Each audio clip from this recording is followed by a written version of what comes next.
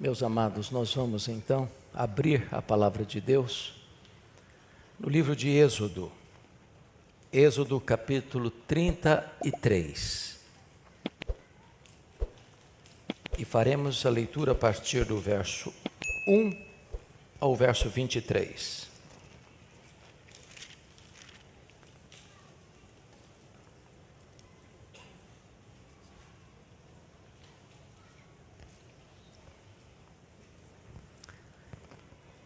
Está escrito: disse o Senhor a Moisés: vai, sobe daqui, tu e o povo que tiraste da terra do Egito para a terra a respeito da qual jurei a Abraão, a Isaque e a Jacó, dizendo: a tua descendência a darei.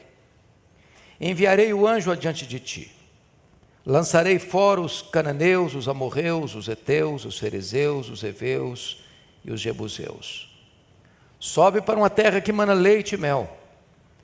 Eu não subirei no meio de ti, porque és povo de dura cerviz, para que te não consuma eu no caminho. Ouvindo o povo estas más notícias, pôs-se a prantear, e nenhum deles vestiu seus atavios. Porquanto o Senhor tinha dito a Moisés: dize aos filhos de Israel: és povo de dura cerviz. Se por um momento eu subir no meio de ti, te consumirei. Tira, pois, de ti os atavios, para que eu saiba o que te hei de fazer. Então os filhos de Israel tiraram de si os seus atavios desde o monte Horebe em diante. Ora, Moisés costumava tomar a tenda e armá-la para si, fora, bem longe do arraial. E lhe chamava a tenda da congregação. Todo aquele que buscava o Senhor saía à tenda da congregação, que estava fora do arraial. Quando Moisés saía para a tenda, fora, todo o povo se erguia, cada um em pé, à porta da sua tenda. E olhavam pelas costas, até entrar ele na tenda. Uma vez dentro Moisés da tenda, descia a coluna de nuvem, e punha-se à porta da tenda. E o Senhor falava com Moisés. Todo o povo via a coluna de nuvem que se detinha à porta da tenda. Todo o povo se levantava, e cada um à porta da sua tenda adorava ao Senhor. Falava o Senhor a Moisés face a face, como qualquer fala a um amigo. Então voltava Moisés para o arraial, porém o moço Josué, seu servidor, filho de Num, não se apartava da tenda. Disse Moisés ao Senhor: tu me dizes, faze subir este povo, porém não me deste saber a quem hás de enviar comigo. Contudo disseste: conheço-te pelo teu nome, também achaste graça aos meus olhos.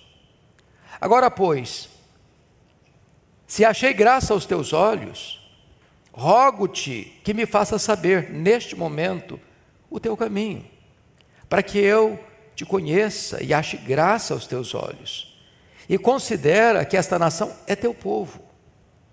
Respondeu-lhe: a minha presença irá contigo, e eu te darei descanso. Então lhe disse Moisés: se a tua presença não vai comigo, não nos faça subir deste lugar, pois como se há de saber que achamos graça aos teus olhos, eu e o teu povo?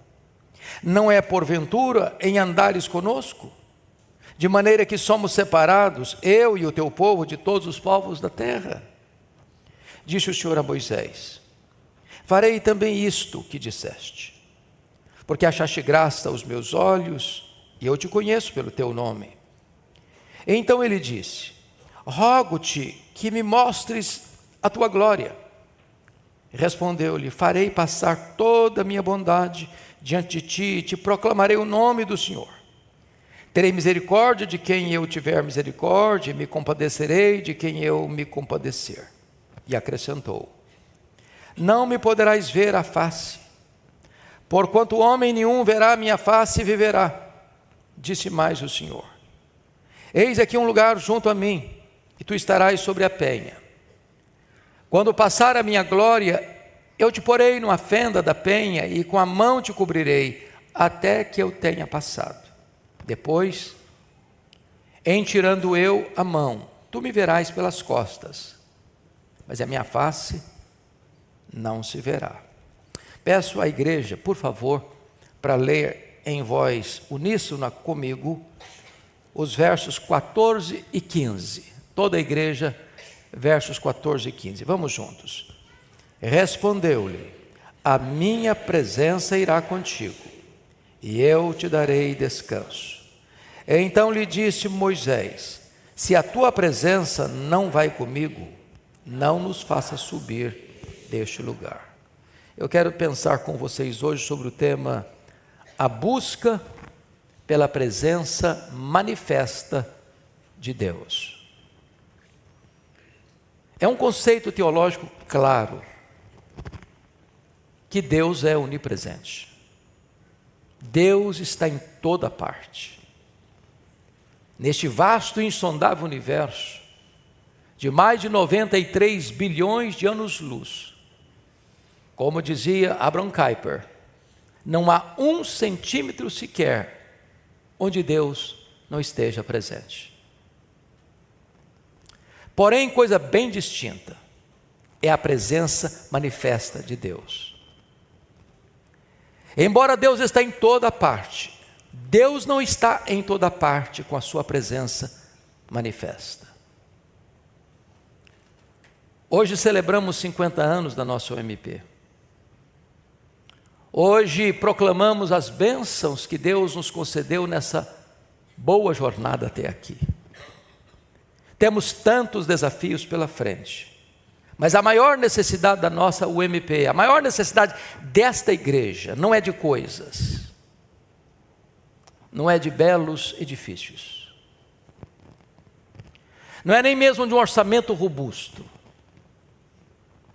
nem mesmo de conquistas, de vitórias expressivas.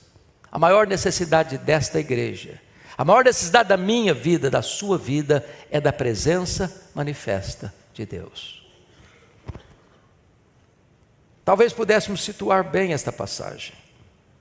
Deus havia tirado o seu povo, a família de Jacó, o povo de Israel, da amarga escravidão do Egito.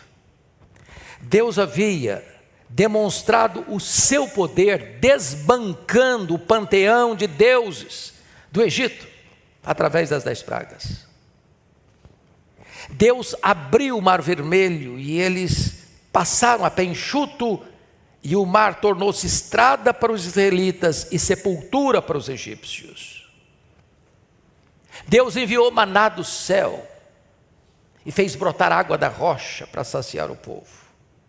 Deus conduziu aquela nação por 40 anos, com coluna de fogo para aquecê-los, protegê-los e direcioná-los à noite, e coluna de nuvem para refrescá-los e conduzi-los durante o dia.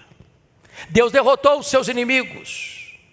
Agora diz a Bíblia que Moisés sobe ao Sinai, e por lá demora um tempo na presença de Deus, e então o povo recorre a Arão. Diz Arão: não sabemos o que aconteceu com esse Moisés, então faça-nos um Deus, para que possamos adorar. E então Arão insensatamente atende à voz do povo, contrariando o princípio, ou melhor, a ideia de que a voz do povo é a voz de Deus. Nem sempre. A voz do povo induziu a nação à idolatria. E diz a Bíblia que então Arão ordena às mulheres, aos filhos, às filhas, para tirarem as argolas das suas orelhas e trazer a ele. E diante daquele ouro que trouxeram, Arão cinzela um bezerro de ouro, símbolo de fertilidade lá no Egito. E diz a Bíblia que o povo todo então começa a dizer que aquele bezerro era o seu Deus. Marcaram um cerimonial religioso em nome de Deus, trazendo ofertas a Deus, num culto sincrético, herético, pagão. E diz a Bíblia que o povo se assenta para cantar, para dançar, para celebrar até mesmo com promiscuidade sexual. E aqui, diante disso, a Shekinah de Deus, a glória de Deus, a presença de Deus se afasta do povo. E Deus disse para Moisés: pode descer, Moisés. O seu povo se corrompeu rapidamente. E aqui eu quero chamar atenção para algumas coisas. Primeiro, a impaciência levou o povo a buscar outro Deus, um bezerro. O que é triste, muito triste, é que os pecados desta geração vão ser os pecados mais assodados das gerações futuras. Porque este bezerro de ouro, mais tarde, com a morte de Salomão, através do rei Jeroboão I, que rompe com as duas tribos de linhagem davídica, da dinastia de Davi, formando um outro reino no norte com 10 tribos. Em 931 a.C., durante 209 anos, 8 dinastias, 19 reis, todos eles, sem exceção, adoraram o bezerro de ouro, todos eles. Isso deve levar a nós a um profundo temor, porque se não obedecermos a Deus hoje, é possível que os nossos filhos, que os nossos netos, que os nossos bisnetos, que as futuras gerações nos copiem e nos imitem naquilo que é mais execrável aos olhos de Deus. O resultado foi que Deus castigou aquele povo. E Deus tomou uma decisão: Moisés, eu vou destruir esse povo. Não apenas não vou com ele, vou destruí-lo. Vou começar uma nova nação através de você. E diz a Bíblia que Moisés então se coloca na brecha a interceder pelo povo. Deus diz: poupa esse povo, Senhor. É o teu povo. Se tu destruires esse povo no deserto, lá no Egito vai se comentar que tu tiraste esse povo com más intenções. Então, Deus ouve a oração de Moisés, preserva o povo, mas toma uma decisão: eu não vou mais com vocês. E eu pergunto aos irmãos: o que é uma igreja sem a presença de Deus? O que é uma congregação sem a presença de Deus? O que é um púlpito sem a presença de Deus? O que é uma música sem a presença de Deus? O que é uma escola bíblica dominical sem a presença de Deus? O que é a abertura de novos campos sem a presença de Deus? O que são templos belos sem a presença de Deus? Agora notem, versículo 1,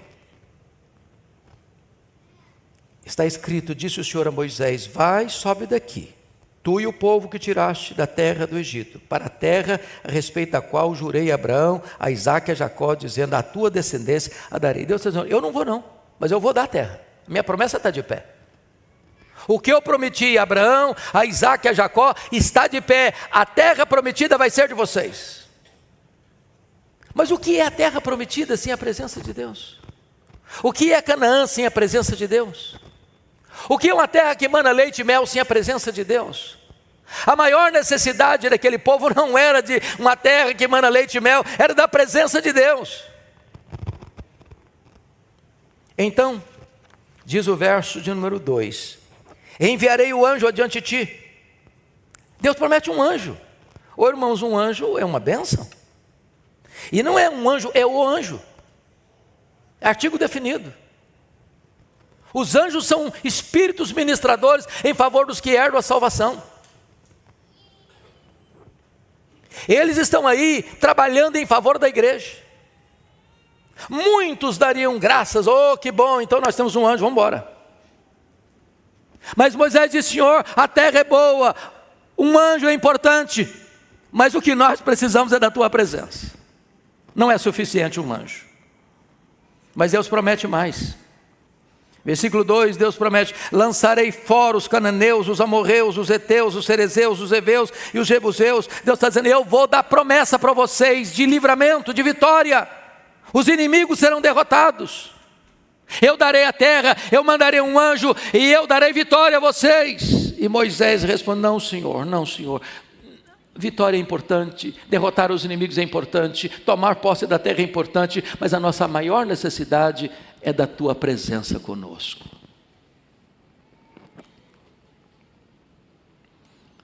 A pergunta é: qual foi a causa de Deus tomar a decisão de não ir mais com o povo?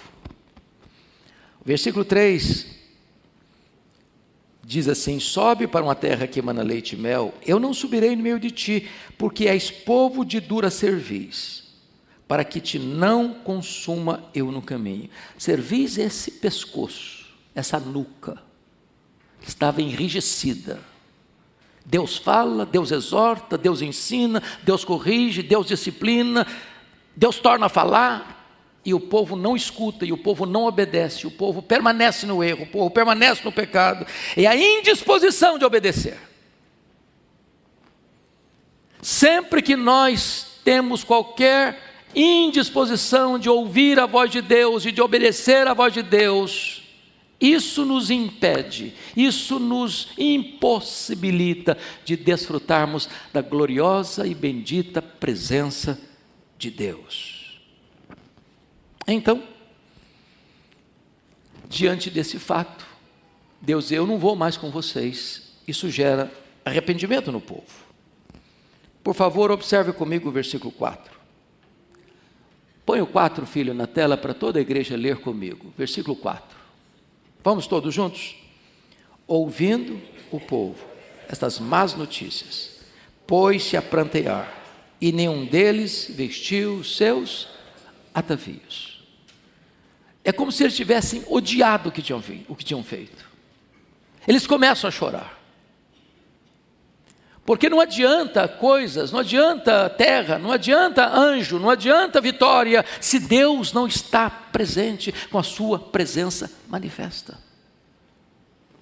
Irmãos amados, a convicção de pecado deveria levar-nos às lágrimas.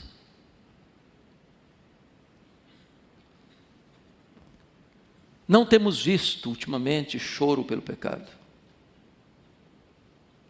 Talvez nos acostumamos com a terra prometida. Talvez nos acostumamos com a presença do anjo. Talvez nos acostumamos em termos vitórias. Por isso não choramos. Talvez nem percebamos que há uma sentença: Icabode, foi-se a glória do Senhor.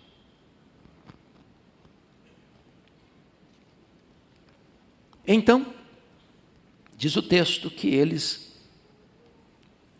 não vestiram os seus atavios. E aqui vem uma ordem expressa de Deus ao povo, conforme versos 5b e verso 6. Deus disse: tira, pois, de ti os atavios, para que eu saiba o que te hei de fazer. Então os filhos de Israel tiraram de si os seus atavios, desde o monte Horebe em adiante. Isso não significa que as pessoas não podem usar seus atavios, seus enfeites, seus colares, seus brincos, seus cosméticos. Não se trata disso.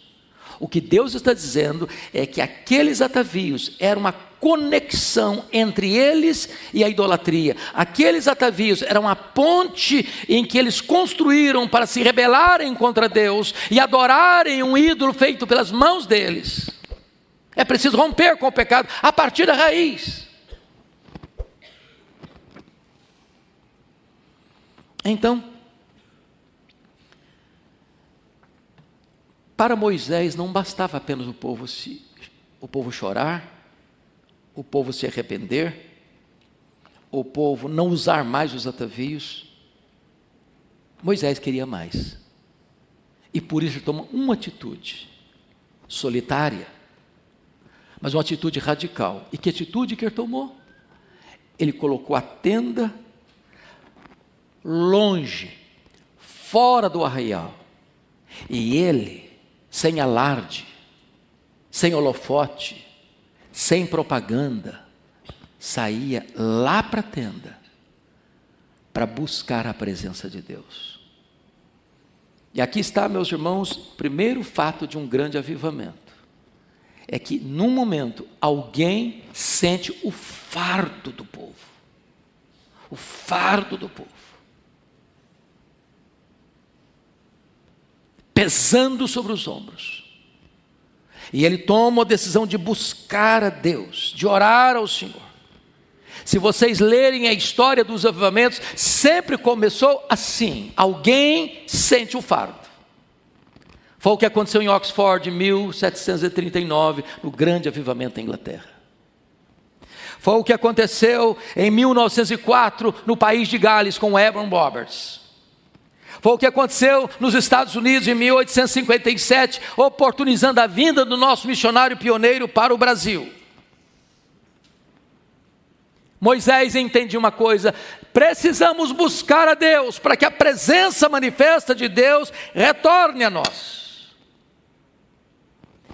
Moisés não está satisfeito apenas com arrependimento. Ele sabia que a presença de Deus havia se retirado. Agora veja, algo importante aqui. Versículo 7. Pode pôr na tela para todos nós lermos? Vamos juntos ler? Versículo 7. Ora, toda a igreja comigo. Ora, Moisés costumava tomar a tenda e armá-la para si, fora, bem longe do arraial. Ele chamava a tenda da congregação. Todo aquele que buscava o Senhor saía à tenda da congregação, que estava fora do arraial. Então, note você que a busca é feita sem alardes, sem propaganda, sem holofotes, longe das luzes da ribalta. E não espere, na busca de um avivamento ou da volta à presença manifesta de Deus, a adesão de toda a congregação. Não foi o que aconteceu. Ele ia sozinho. De repente as pessoas começaram a olhar: oh, Moisés está indo lá para o acampamento. Alguém olhava e o via pelas costas. Moisés entrava na tenda e começava a buscar o Senhor, e de repente a Shekinah de Deus, a presença manifesta de Deus que tinha ido embora do arraial, de repente a nuvem vem e fica em cima da tenda onde Moisés está orando.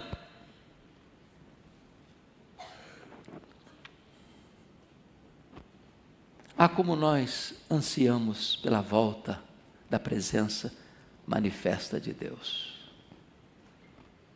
E quando a presença manifesta de Deus está no meio do seu povo, nem é preciso dizer: Deus está aqui.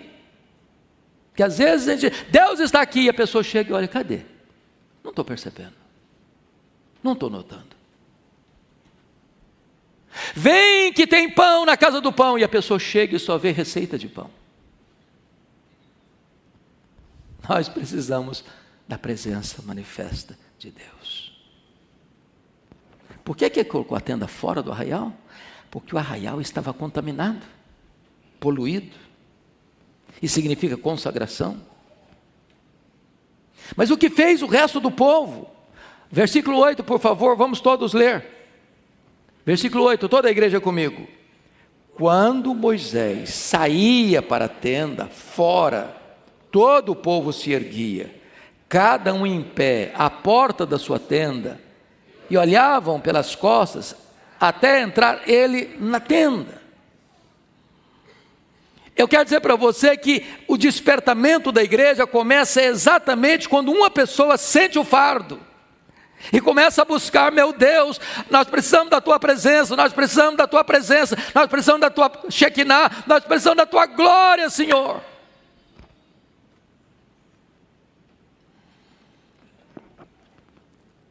É sempre assim o método de Deus. Ele levanta alguém que sente o peso.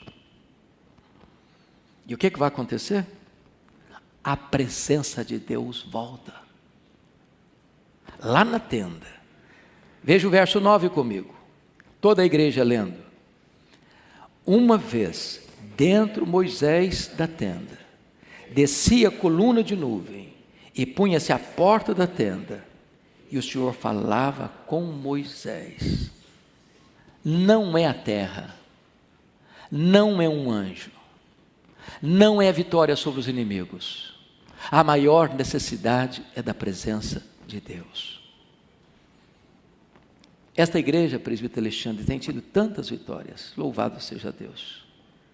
Os nossos jovens em 50 anos têm experimentado tantas bênçãos, isso é notório.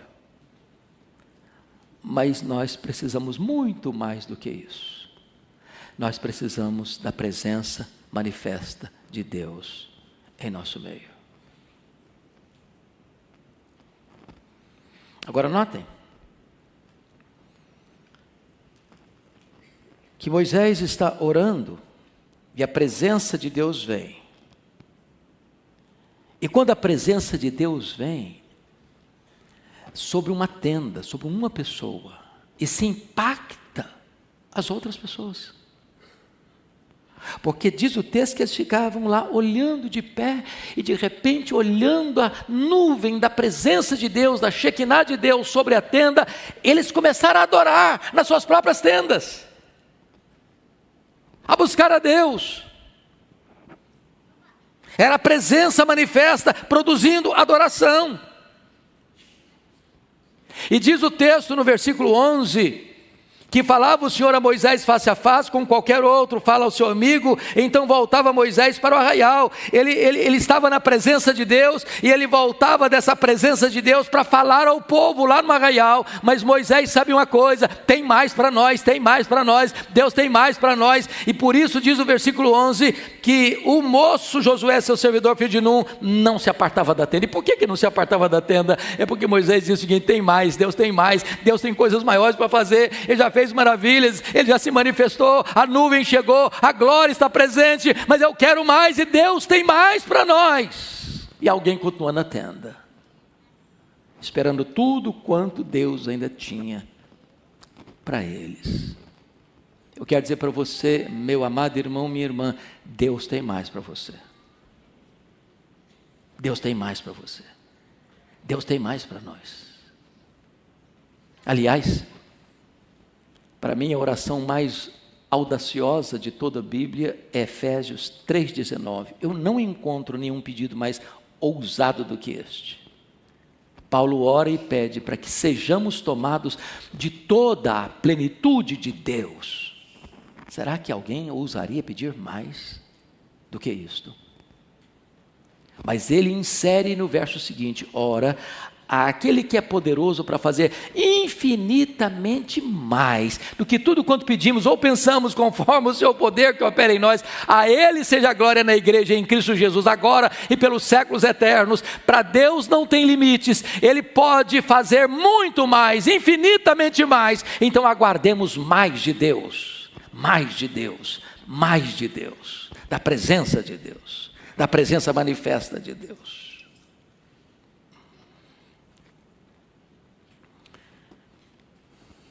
Então chega o verso 12, e está escrito: disse Moisés ao Senhor: tu me fazes saber, tu me dizes, fazes subir este povo, porém não me deste saber a quem há de enviar comigo. Contudo disseste: conheço-te pelo teu nome, também achaste graça aos meus olhos.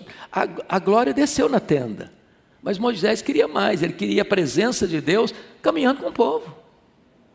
A tenda estava armada fora do arraial, mas ele tinha que se movimentar, ele tinha que sair do Sinai. Do Sinai a Israel são praticamente 400 quilômetros, é uma jornada longa, tem perigos pela frente, tem desafios pela frente. Embora Deus havia dito para ele: eu conheço você, Moisés, pelo seu nome, Moisés, você é importante para mim, você achou graça aos meus olhos. Então Moisés argumenta com Deus no verso 13: agora pois, se achei graça aos teus olhos, rogo-te que me faça saber neste momento o teu caminho, para que eu te conheça e ache graça aos teus olhos. E considera uma coisa, Deus, esta nação é o teu povo. Porque Deus havia dito para Moisés lá no monte: olha, o teu povo, Moisés, pecou, o teu povo entrou num processo de decadência total. Aí Moisés disse: não, Senhor, esse povo é o teu povo. É o teu povo. E diante desta oração de Moisés, então vem a base desse texto. E eu gostaria tanto que você e eu lêssemos com voz uníssona, eloquente, mas deixando que esta mensagem seja entronizada no nosso coração. Toda a igreja comigo, versos 14 e 15. Vamos juntos? Respondeu-lhe: a minha presença irá contigo, e eu te darei descanso.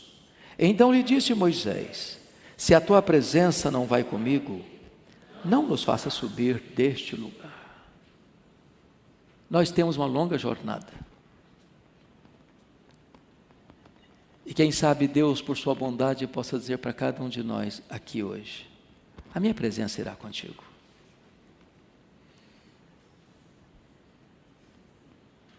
E a minha presença te dará descanso. Descanso, confiança, proteção, direção, paz. Quem sabe a nossa oração nesta noite seja de Moisés: Senhor, se a tua presença não vai comigo, não nos faça subir daqui. O que é um povo sem a tua presença? Mas diz a Escritura que diante da presença manifesta e do descanso, ainda Moisés quer mais. E então, no verso 17, está escrito: disse o Senhor a Moisés: farei também isto que disseste. O que é que Deus havia prometido? Eu irei contigo. E a presença de Deus, conforme o verso 16, era o grande distintivo de Israel das outras nações. Pois como se há de saber que achamos graça aos teus olhos, eu e o teu povo, não é porventura em andares conosco, de maneira que somos separados, eu e o teu povo, de todos os povos da terra? A presença de Deus é o selo da igreja, é o que nos distingue e que nos diferencia dos outros povos. Deus está no meio de nós, Deus está conosco.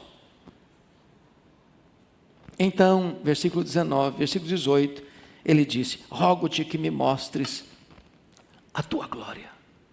E Deus: não, Moisés, eu não vou mostrar a tua glória não, porque você não suporta. Você não pode ver minha face enquanto mais vivo. Eu vou mostrar para você a minha bondade. Vou colocar você aqui numa fenda e eu vou passar. Você vai me ver pelas costas, porque ninguém pode ver a minha glória e continuar vivo. Mas 1500 anos depois de Moisés, a Bíblia diz que no princípio era o Verbo, e o Verbo estava com Deus, e o Verbo era Deus. E a Bíblia diz que o Verbo se fez carne e habitou entre nós, cheio de graça e de verdade, e vimos a sua glória, glória como do unigênito do Pai. E hoje você pode ver a glória de Deus estampada na face de Jesus, porque Ele é o resplendor da glória, Ele é a exata expressão do ser de Deus. Nele habitou corporalmente toda a plenitude da divindade. Este Cristo glorioso, que revela o Pai, que é a exegese do Pai, está conosco, o Deus Emanuel. Ele está aqui nesta noite. E quando você olha para Jesus, você vê a glória de Deus. E essa presença caminhará conosco todos os dias, até a consumação dos séculos. Que jamais percamos de vista a importância da presença manifesta de Deus. Que jamais abramos mão por outras bênçãos maiúsculas. A maior necessidade nossa é desta gloriosa presença. E Ele está aqui. E Ele caminhará conosco até o último dia. Que Ele nos abençoe. Amém.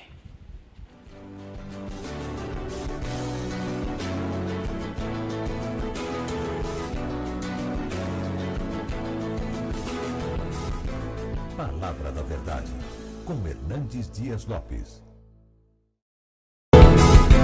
Palavra da Verdade, com Hernandes Dias Lopes. Eu quero compartilhar com vocês hoje o texto de Filipenses, capítulo 4. Abra sua Bíblia comigo. Filipenses, capítulo 4. E Marquinhos, pode pregar todas as mensagens que você quiser, só dá uma melhorada e pregue, tá bom? Filipenses 4, versículo 4.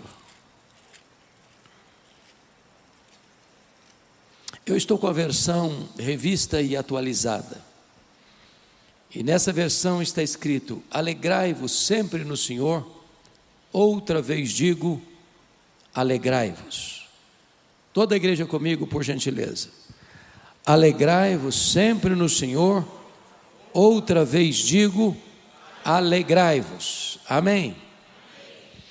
Bom, eu gostaria de começar pedindo licença a vocês para lhes fazer uma pergunta. Na verdade, uma pergunta pessoal. E eu sei que vocês não gostam de perguntas pessoais. Aliás, nós não gostamos de perguntas pessoais. Porque toda pergunta pessoal invade a nossa privacidade. Toda pergunta pessoal nos põe contra a parede. E nós não gostamos que ninguém invada a nossa vida sem pedir licença.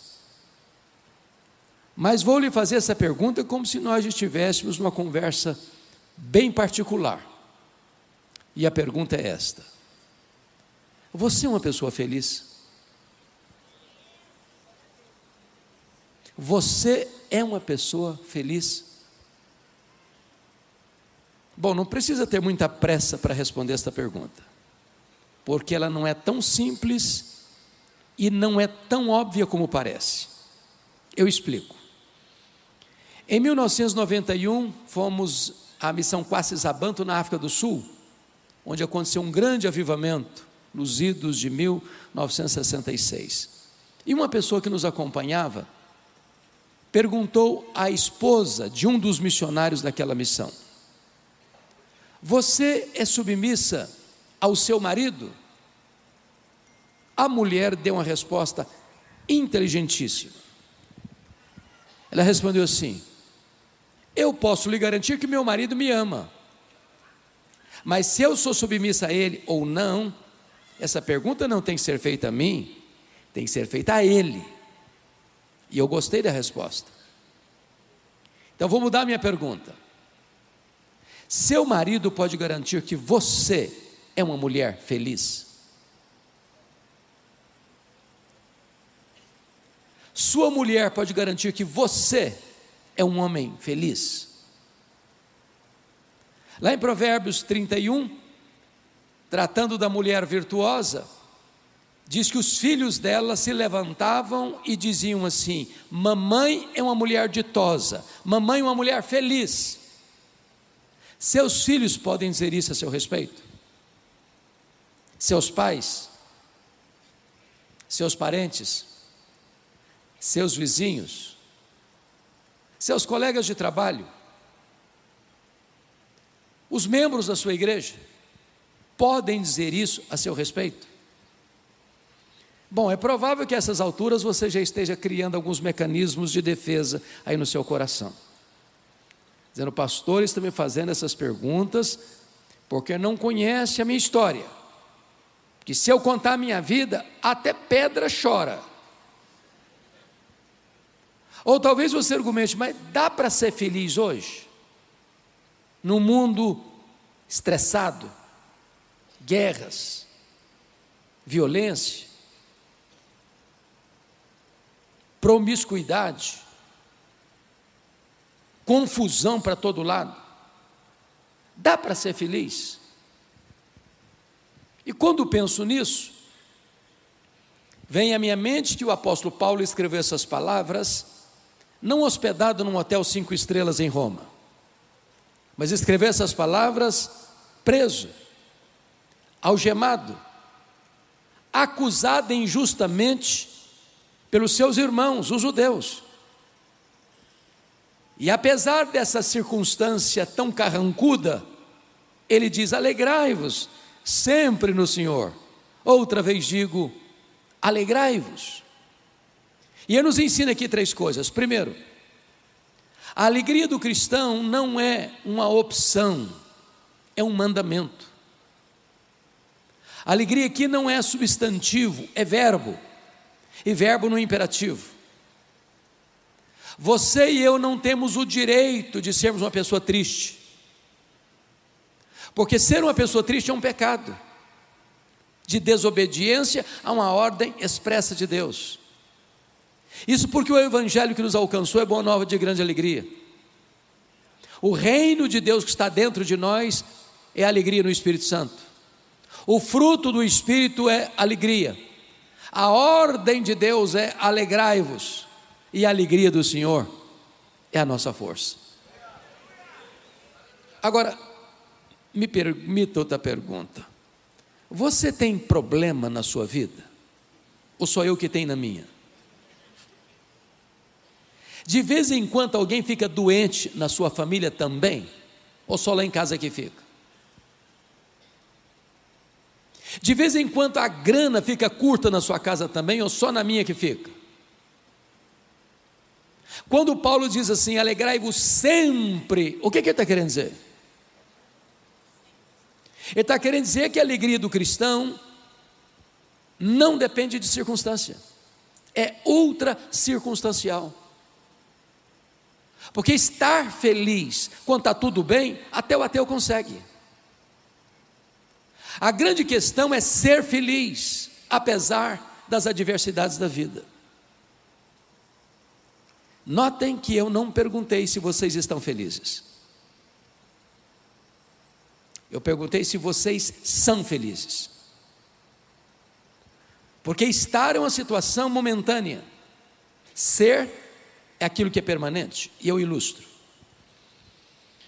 Vocês já devem ter ouvido, com certeza, a história do Dr. Spafford, um famoso médico de Chicago do século XIX, convertido a Cristo pelo ministério de Dwight Lyman Moody. Vocês se lembram que quando Moody fazia uma cruzada em Chicago, no estado de Illinois, houve um grande incêndio, muita gente morreu, e esse rico advogado perdeu boa parte da sua fortuna naquele incêndio. Ele tinha 5 filhos, 1 menino e 4 meninas. Depois desse incêndio, o filho morre, abalando ainda mais as estruturas emocionais da família. Dr. Spafford resolve então, sabendo que Moody estava realizando uma cruzada evangelística na Inglaterra, viajar com a família para a Inglaterra, para estar com o evangelista de fama mundial. Na véspera da viagem, ele não consegue sair de Chicago, envia a esposa e as 4 filhas de Chicago para Nova York, onde pegaria um navio, com a promessa de ir na semana seguinte. Aquele navio naufragou em alto mar. 292 pessoas morreram, 86 sobreviveram. A esposa lhe manda um telegrama: salva, porém só. As 4 filhas morreram naquele naufrágio. Ele vai ao encontro da esposa e pede ao comandante do navio para mostrar para ele o local do acidente. O Deus que inspira canções nas noites escuras, enquanto ele olhava o cenário da morte das filhas, Deus pôs no coração dele uma canção, e ele a escreveu, e só escreveu esta canção em toda a sua vida. E esta canção é mundialmente conhecida.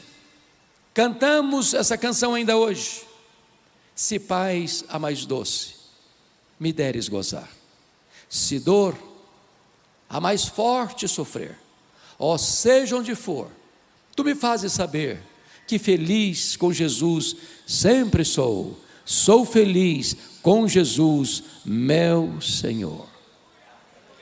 No original, o refrão diz: It's well with my soul, it's well with my soul. Está tudo bem com a minha alma, está tudo bem com a minha alma. Um pai que vê suas 4 filhas morrendo, não está feliz. Mas se ele tem Jesus, ele é feliz. É por isso que Paulo diz: alegrai-vos sempre no Senhor. A nossa alegria não é uma emoção, a nossa alegria não é um sentimento, a nossa alegria não é apenas presença de coisas boas e nem apenas ausência de coisas ruins. A nossa alegria tem nome, a nossa alegria tem endereço, a nossa alegria é Jesus. Se você tem Jesus, você é uma pessoa feliz. Se você não tem Jesus, você não é uma pessoa feliz. A alegria é imperativa, é ultra circunstancial e ela é cristocêntrica.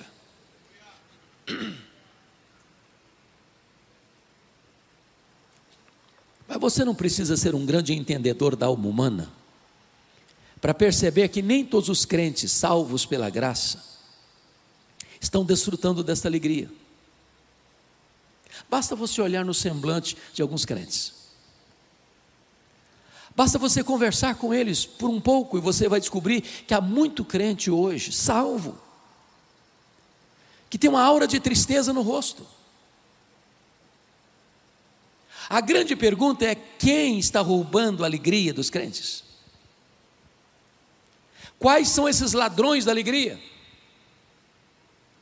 E esta carta aos Filipenses é a carta da alegria. E em cada capítulo desta carta, Paulo mostra um ladrão diferente de alegria. Quais são eles? Com a sua Bíblia aberta comigo, na carta aos Filipenses, vamos identificar quais são esses ladrões. O primeiro ladrão está aí no capítulo 1, versículo 12. E Paulo diz assim: meus irmãos, eu quero cientificar-vos de que as coisas que me aconteceram têm antes contribuído para o progresso do Evangelho. Preste atenção, as coisas que nos têm acontecido, as coisas que nos acontecem, são as circunstâncias da vida. E as circunstâncias da vida são o primeiro ladrão da alegria. Sabem por quê?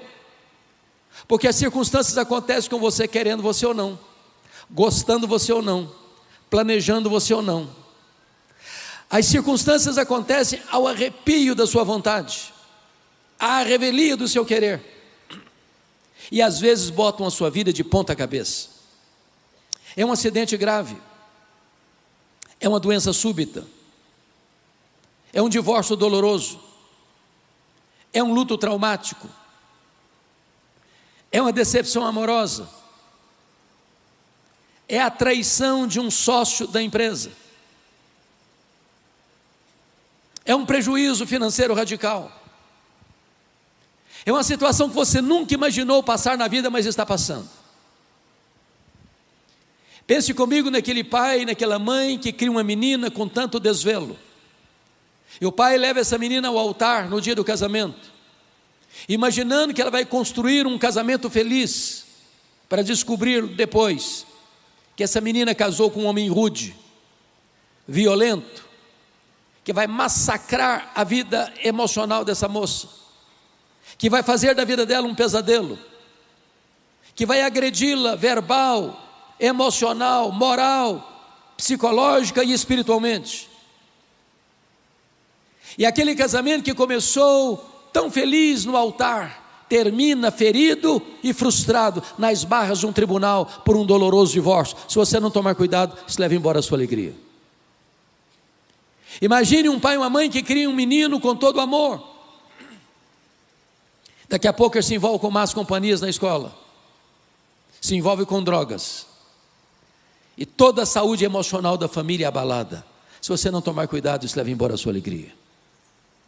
Você vai ao médico por um exame de rotina e descobre que está com uma doença grave. Se você não tomar cuidado, isso leva embora a sua alegria. 5, 10, 20 anos de casamento, de repente um fato acontece e o casamento acaba, frustrado. Se você não tomar cuidado, isso leva embora a sua alegria. Circunstâncias.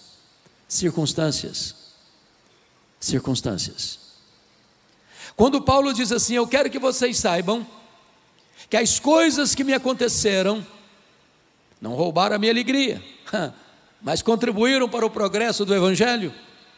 Eu preciso perguntar para Paulo: do que você está falando, Paulo? O que aconteceu com você? Que circunstâncias são essas? E ele poderia resumir para nós assim: eu fui perseguido em Damasco, eu fui rejeitado em Jerusalém, eu fui esquecido em Tarso, eu fui apedrejado em Listra, eu fui açoitado em Filipos, eu fui escorraçado em Tessalônica, eu fui enxotado de Bereia, eu fui chamado de tagarela em Atenas, eu fui chamado de impostor em Corinto, eu enfrentei feras em Éfeso, eu fui preso em Jerusalém, eu fui acusado em Cesareia, eu enfrentei um naufrágio para Roma, eu fui picado por uma cobra em Malta, eu cheguei em Roma preso e algemado. Mas eu quero que vocês saibam que as coisas que me aconteceram têm antes contribuído para o progresso do Evangelho. Este homem não crê em acaso, este homem não crê em sorte, este homem não crê em azar, este homem não crê em determinismo cego, este homem não crê em misticismo, este homem não crê em olho gordo, este homem não crê em macumba para crente, este homem crê que a mão de Deus dirige o seu destino. Porque ele estava preso em Roma. 3 coisas aconteceram. Primeiro, as igrejas foram mais encorajadas a pregar, porque viram que Paulo, preso, trabalhava mais que eles. Porque Paulo entendia assim: se eu estou livre, eu tenho um mundo como campo missionário. Se eu estou preso, só mudou a geografia do espaço missionário. Eu sou embaixador em cadeias, eu sou prisioneiro de Cristo. E quando viram um Paulo preso, pregando, animado com a obra, eles se mexeram. Porque Paulo estava preso em segundo lugar, diz ele: toda a guarda pretoriana tomou conhecimento das minhas cadeias em Cristo. E o que era a guarda pretoriana? Era a guarda de elite do imperador. Eram 16.000 soldados da mais alta patente do império. Se Paulo estivesse solto, ele jamais teria influenciado a elite militar de Roma. Porque ele era um prisioneiro de César, tinha que ter um soldado algemado com ele em 3 turnos por dia, durante 2 anos, em rodízio. Tempo oportuno para Paulo evangelizar toda a guarda pretoriana. O imperador Nero não sabia, mas Deus o havia constituído em presidente das missões estrangeiras do império, porque botaram lá dentro do palácio o maior pregador daquele tempo e diante dele o seu auditório.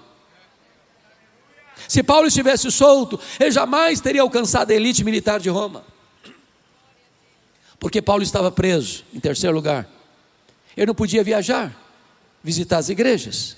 O que ele fez? Começou a escrever cartas. As cartas da primeira prisão: Efésios, Filipenses, Colossenses, Filemon. Se Paulo estivesse solto, talvez nós não teríamos essas joias em nossa Bíblia.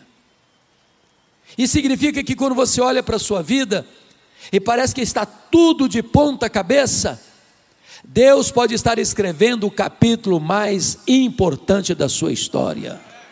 Olhe para as circunstâncias na perspectiva da soberania de Deus. Do contrário, as circunstâncias podem levar embora a sua alegria.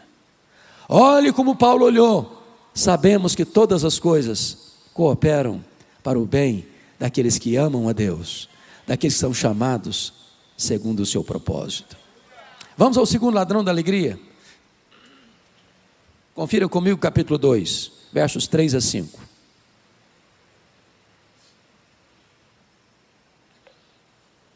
Paulo diz assim: nada façais por partidarismo ou vanglória, mas por humildade, considerando cada um outro superior a si mesmo.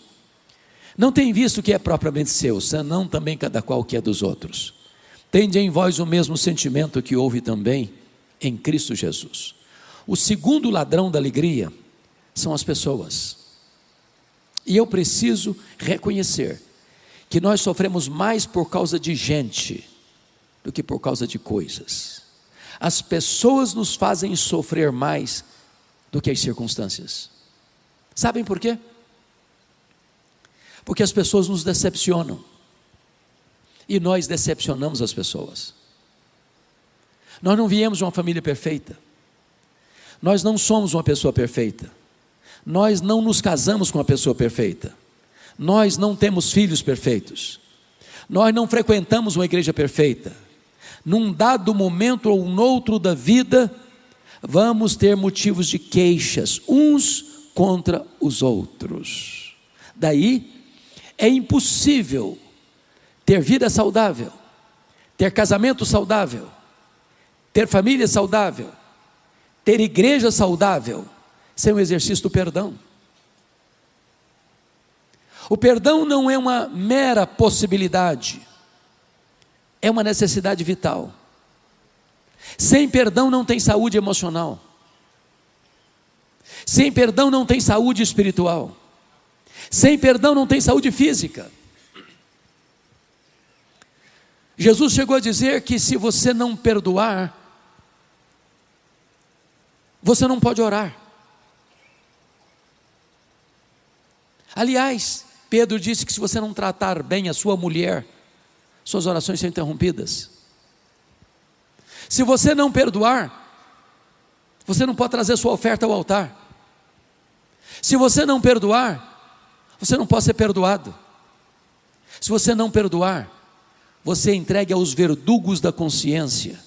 Você não tem paz. Agora, perdoar é uma questão de bom senso.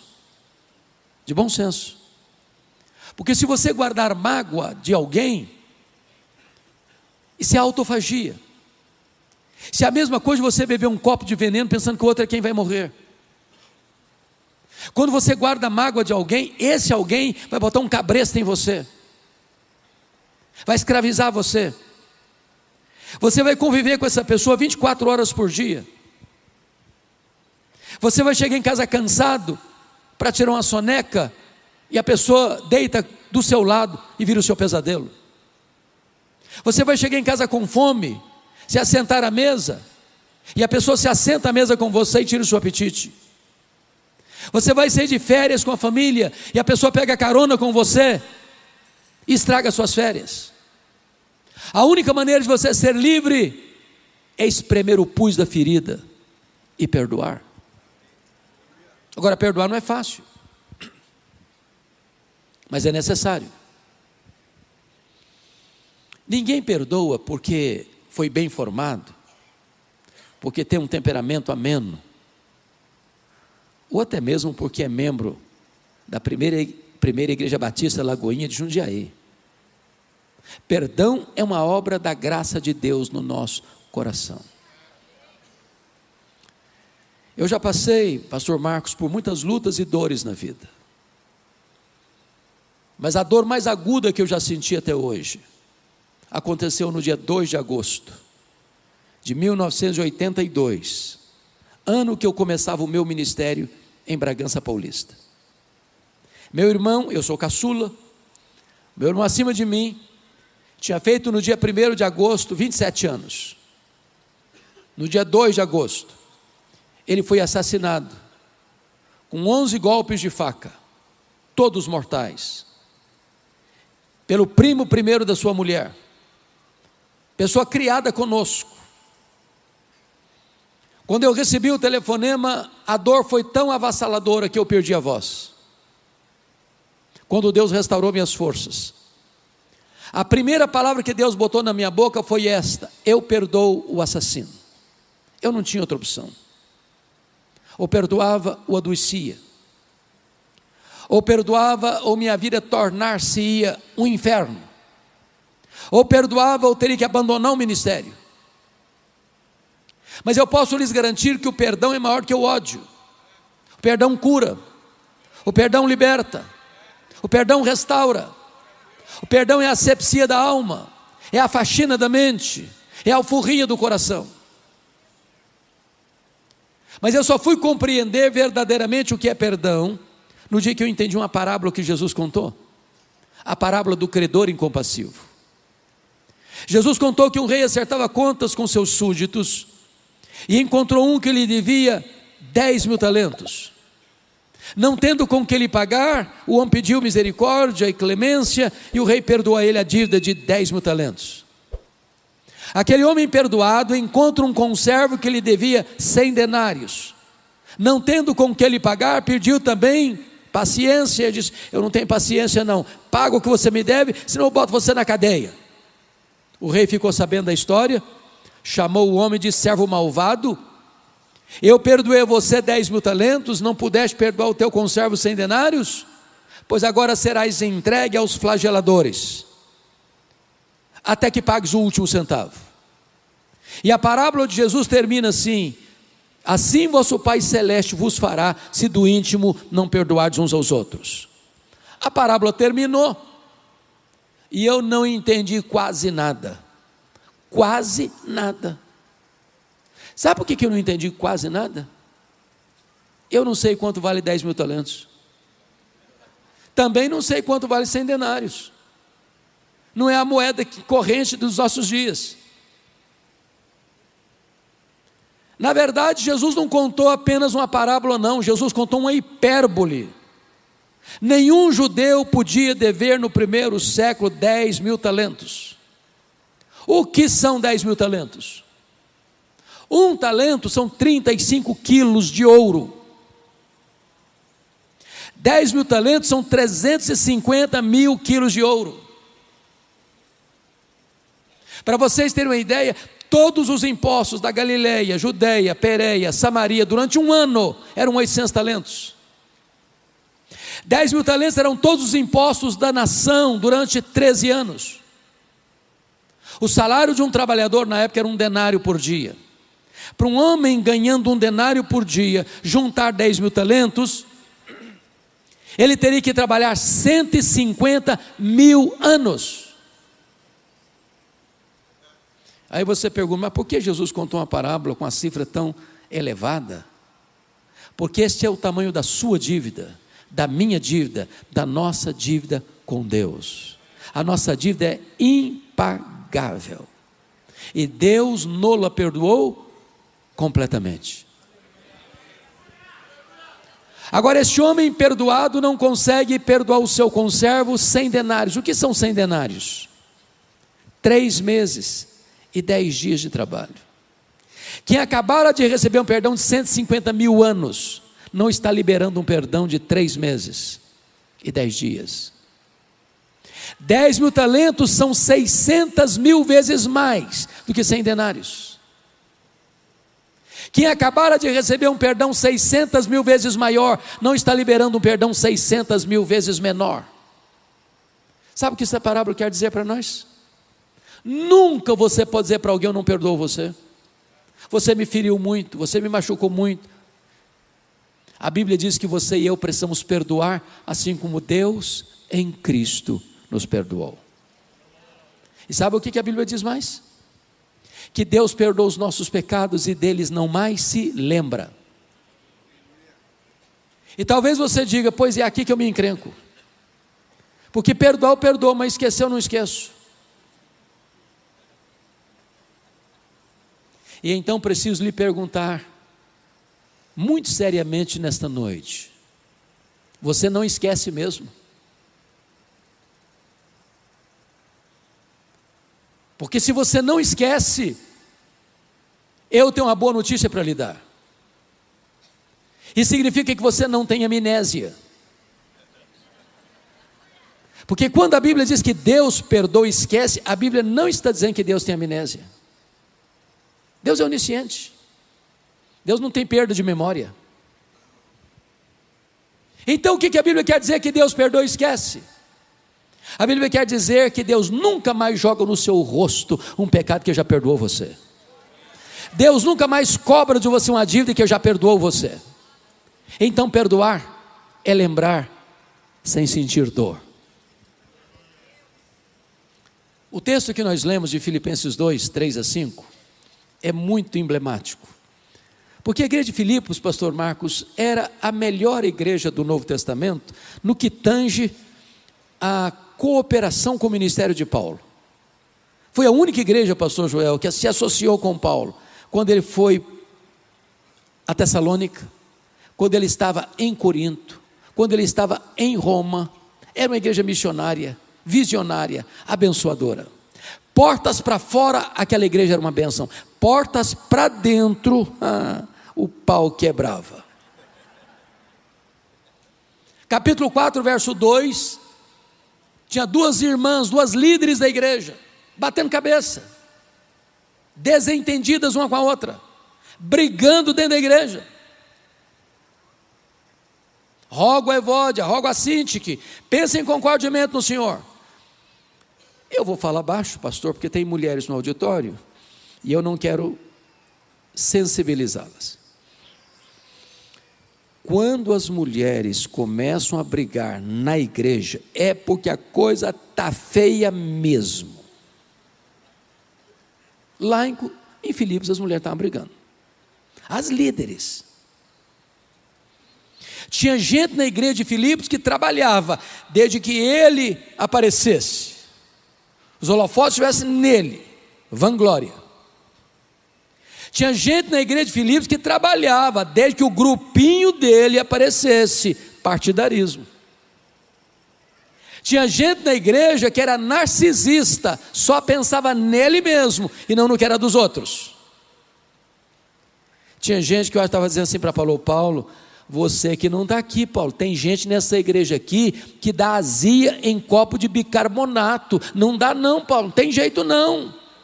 Aí Paulo diz assim, então, tende em vós o mesmo sentimento que houve também em Cristo Jesus. Porque ele, sendo Deus, não julgou como usurpação ser igual a Deus, antes a si mesmo se esvaziou, assumindo a forma de servo, e humilhando-se até a morte, morte e cruz. E quando ele estava lá na cruz, as pessoas que cuspiram nele, esbordoaram a sua cabeça, ele diz, Pai, perdoa-lhes, porque não sabem o que fazem. Então eu quero encorajar você nesta noite a fazer uma ligação, a fazer um telefonema, a mandar uma mensagem, a fazer uma visita, se preciso fazer uma viagem. Mas não guarde mágoas, não deixe pendências na sua vida, porque do contrário, as pessoas vão roubar a sua alegria. Vamos ao terceiro ladrão, confira comigo capítulo 3, versículo 19.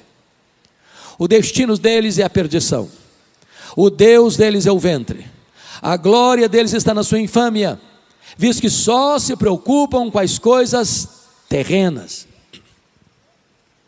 Eu acho que o terceiro ladrão da alegria não tem aqui em Jundiaí. Preocupação com dinheiro. Dinheiro aqui não é problema, é solução. Mas me permita uma pergunta, honesta. Alguma vez você já discutiu com a sua mulher por causa de dinheiro?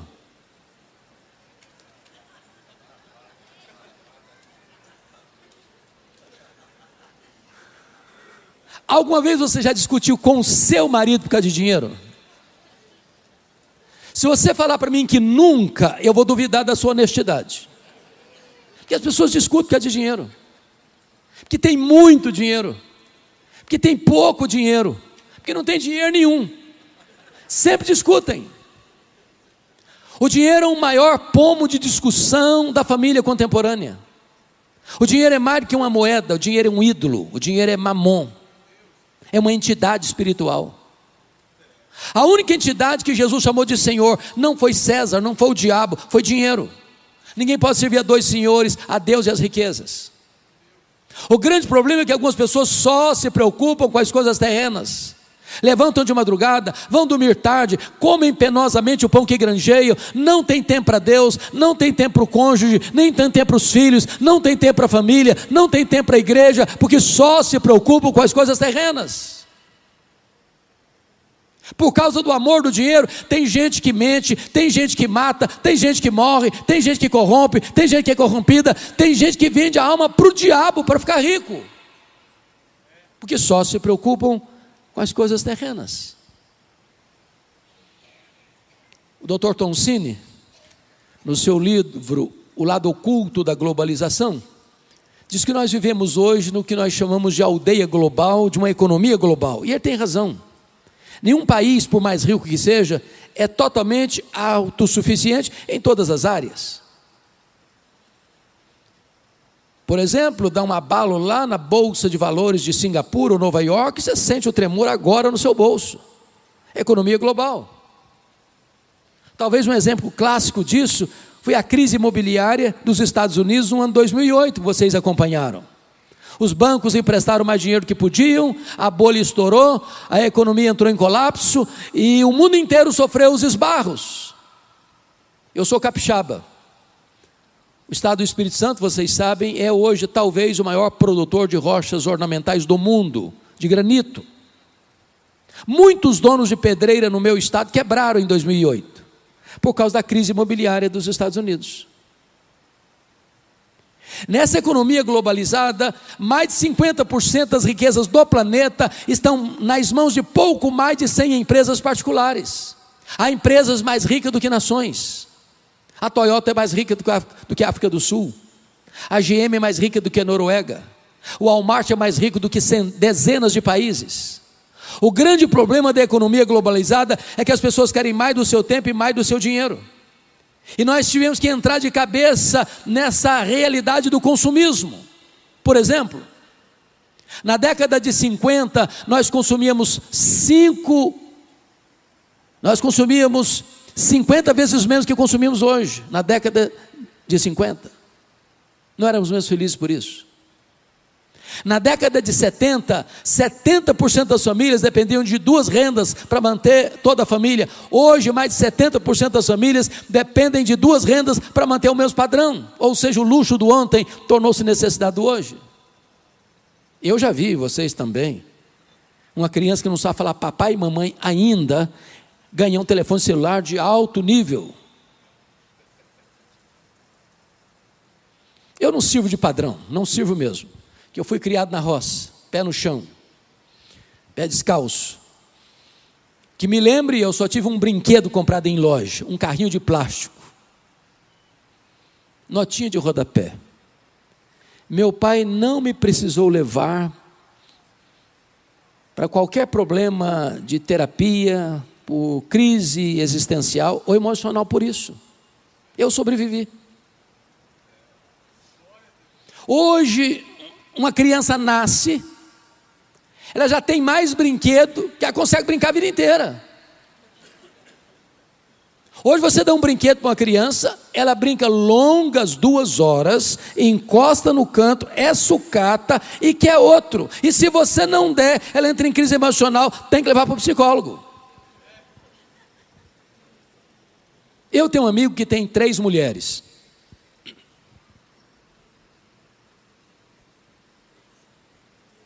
Obviamente a esposa e as 2 filhas, não pensem mal do meu amigo, por favor. Num dia de casamento, elas disseram assim: temos que comprar sapatos novos. Claro, você duvida disso? Casamento é tudo novo, top to bottom. Mas antes de ir para a loja, ele disse assim para elas: vamos dar uma olhadinha no que nós já temos? Abriu o closet, contou 151 pares de sapatos. Precisava mais. Chamamos isso de consumismo. Então vou lhe dar uma definição de consumismo. Consumismo é quando você compra o que você não precisa, às vezes com dinheiro que você não tem, para impressionar pessoas que você não conhece. O grande problema é que algumas pessoas só se preocupam com as coisas terrenas.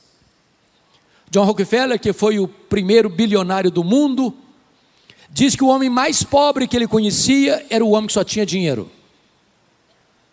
E ele disse mais: as pessoas mais felizes do mundo são aquelas que chegam em casa cheirando graxa, como um bom prato de arroz com feijão, e dormem a noite toda bem dormida. Quando Rockefeller morreu, um curioso foi ao cemitério para saber qual era a fortuna do Rockefeller. E encostou no contador do Rockefeller e perguntou: e aí, cara, me conta, quanto o doutor John Rockefeller deixou? O contador olhou muito espantado para ele e perguntou: você não sabe? Não, me conta. Rapaz, ele deixou tudo, ele não levou nem um centavo. Não tem caminhão de mudança e enterro, não tem gaveta em caixão, nem tem bolsa em mortalha. Você não trouxe nada, você não vai levar nada. A Bíblia diz que quem ama o dinheiro dele nunca se satisfaz. Quem ama o dinheiro atormenta a si mesmo com muitos flagelos, desvia-se da fé. Agora, o contentamento, com gratidão a Deus no coração, ainda que com pouco, traz grande alegria. A piedade com contentamento é grande fonte de lucro. Não ponha seu coração no dinheiro. O dinheiro é uma bênção, mas o amor do dinheiro é uma tragédia. Então ajunte tesouros lá em cima, onde nem a traça, nem a ferrugem, nem os ladrões podem tomar de você. Se você pôr o seu coração no dinheiro, você nunca vai ser feliz. Sabe por quê? Felicidade tem nome. Felicidade é Jesus. É só Jesus, é só Jesus, é só Jesus que pode fazer você uma pessoa feliz.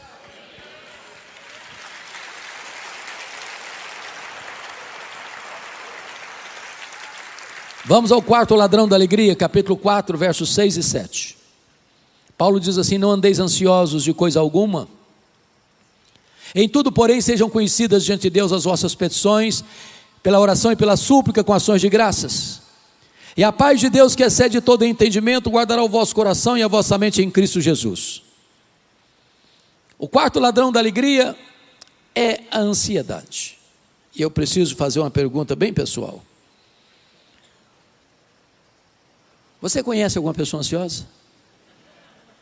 Conhece? Já viu alguma pessoa ansiosa hoje? Já viu? Tem certeza? Você se olhou no espelho antes de vir para cá? Você é daquele tipo de gente que fica roendo as unhas? Vai fazer uma prova, a mão fica suada, dá um branco na cabeça, um apagão na memória. Dr. Rollo May diz que a ansiedade é o mal da nossa geração. Atinge pessoas de todas as faixas etárias, de todos os estratos sociais, de todos os credos religiosos. Pasmem vocês, até as crianças estão ansiosas hoje. Hollywood fez uma pesquisa sobre isso e constatou que as crianças estão ansiosas porque elas gostam de filmes, de brinquedos e de jogos de ação. Se você um dia tiver coragem de assistir toda a programação infantil da televisão brasileira, eu lhe garanto que você não dorme de noite com a luz apagada. Eu gosto de brincar com as crianças. Um dia eu chego na igreja, tinha uma criança brincando, uma menina, e eu cheguei bem perto e disse: filha, que vidona, hein? Ela voltou-se brava para mim e disse: o senhor é que pensa. A coitadinha estava estressada. Ansiedade. A palavra ansiedade na língua grega significa estrangulamento, apertar o pescoço, tirar o oxigênio. E Jesus foi categórico em afirmar que a ansiedade é inútil. Isso porque, por mais ansioso que você esteja, você não pode acrescentar um côvado, 46 centímetros, no curso da sua vida. Até porque 70% dos assuntos que nos deixam ansiosos nunca vão acontecer. Aí a gente sofre desnecessariamente. Se acontecer, vai sofrer 2 vezes. Mas a ansiedade, além de ser inútil, ela é prejudicial. Porque o que é ansiedade? Alguém já disse que a ansiedade é você ser crucificado entre 2 ladrões: a culpa do passado e a preocupação do presente, do futuro. Alguém já disse que depressão é excesso de passado e ansiedade é excesso de futuro. Tem gente que antecipa problema, sofre pelo problema como se já estivesse acontecendo. Eu era seminarista aqui em Campinas, Marcos, e um dia eu levantei de madrugada para beber água, o bebedor ficava no final do corredor, e eu estou em pé por pé para não acordar ninguém, Quando de repente eu passo na frente do quarto de um colega e a porta aberta, e eu olho e ele está chorando, mas chorando a cântaros. Eu entrei apressado e disse: o que aconteceu? Morreu alguém na sua família? E ele soluçando disse: eu estou com medo da minha mãe morrer. Falei: qual o problema dela? Em que hospital que ela está? Falei: não, mas não está doente não, eu estou com medo de morrer um dia. Falei: rapaz, deixa sua mãe viver, homem, tem 40 anos e essa mulher está viva até hoje. Ansiedade. Pior do que esse, foi uma senhora que chegou no meu gabinete pastoral com a criança, a filha de 3 anos no colo, e a mãe chorando, a mãe não a criança, a mãe chorando muito. Quando ela acalmou um pouco, disse: minha irmã, o que houve? Ela respondeu: eu estou com medo da minha filha crescer e não casar. Falei: mas nem cresceu ainda, deixa a menina crescer primeiro. Ansiedade. Jesus diz que a ansiedade é um gesto de incredulidade. Os gentios que não conhecem a Deus é que se preocupam com todas essas coisas: que comeremos, que beberemos, com que nos vestiremos. Mas vós deveis buscar em primeiro lugar o reino de Deus e a sua justiça, e as demais coisas serão acrescentadas. Qual o remédio para a ansiedade? Tem na farmácia? É por injeção que se toma? Tem em pílula? É líquido? Qual o remédio? Paulo vai dar a receita. Não andeis ansiosos de alguma coisa, é isso? Não. Não andeis ansiosos de coisa alguma. O que é coisa alguma, hein? É coisa alguma. Está claro, você botar a legenda não. Em tudo, porém, sejam conhecidos diante de Deus as vossas petições, pela oração, pela súplica, com ações de graças. A palavra oração aqui no grego traz a mesma ideia de adoração. Então Paulo está ensinando 3 remédios. Você resolve a ansiedade adorando, suplicando e dando graças. Agora, qual é a diferença entre adorar a Deus e dar graças a Deus? Você adora a Deus por quem Deus é, e você dá graças a Deus pelo que Deus faz.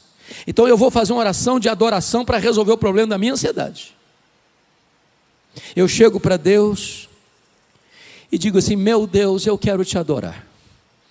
Eu quero te adorar porque tu és o Deus da minha vida, o meu Criador, o meu provedor, o meu protetor, o meu consolador, o meu redentor. Eu quero te adorar porque tu és o único Deus vivo e verdadeiro. Tu és o Deus imenso, tu és o Deus infinito, tu és o Deus eterno, tu és o Deus imutável, tu és o Deus onipotente, tu és o Deus onisciente, tu és o Deus onipresente, tu és o Deus transcendente, tu és o Deus soberano.